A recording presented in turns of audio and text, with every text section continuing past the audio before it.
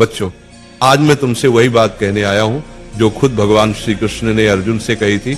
उठो, जागो और तब तक मत रुको जब तक लक्ष्य की प्राप्ति न हो जाए।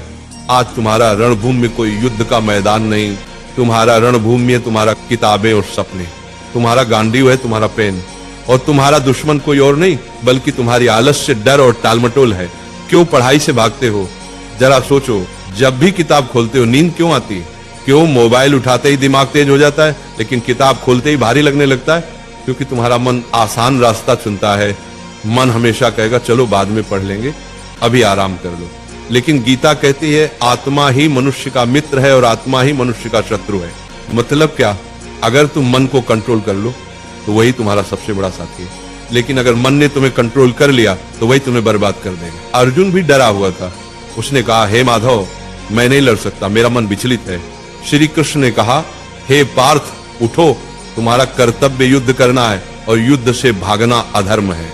अब सोचो, अर्जुन को कुरुक्षेत्र का युद्ध जीतना था और तुम्हें अपनी पढ़ाई का युद्ध जीतना है। अर्जुन अगर मैदान से भागता तो इतिहास उसे कायर के रूप में याद करता। अगर तुम पढ़ाई से भागते हो तो आने वाली पीढ़ियां तुम्हें हारने वाले के रूप में जानेंगी।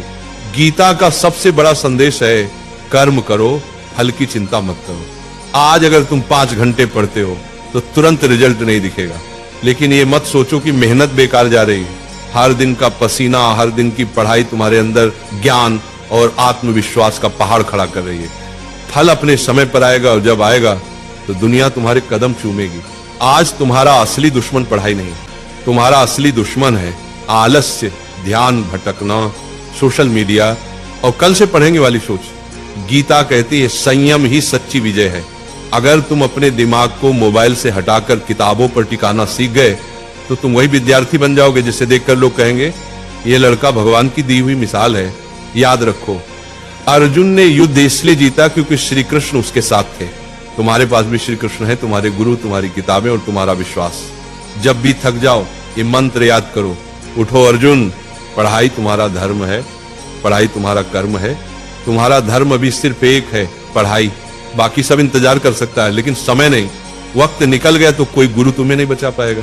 अर्जुन ने मैदान में खड़े होकर कहा था, हे माधव, अब मैं तैयार हूं, अब मैं अपने धर्म का पालन करूंगा।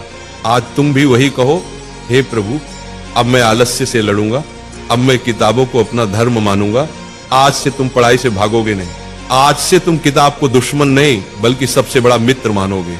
आज से तुम वही विद्यार्थी बनोगे जिसे देखकर माँ बाप की आंखें गर्व से भर जाएंगी। याद रखना, पढ़ाई ही तुम्हारा युद्ध है, मेहनत ही तुम्हारी गीता है और सफलता ही तुम्हारी विजयश्री है। और एक बात नाम जाप किया करो, राधा राधा। 24 घंटा में सिर्फ मुझे 24 मिनट देकर देखो, फिर तुम कहना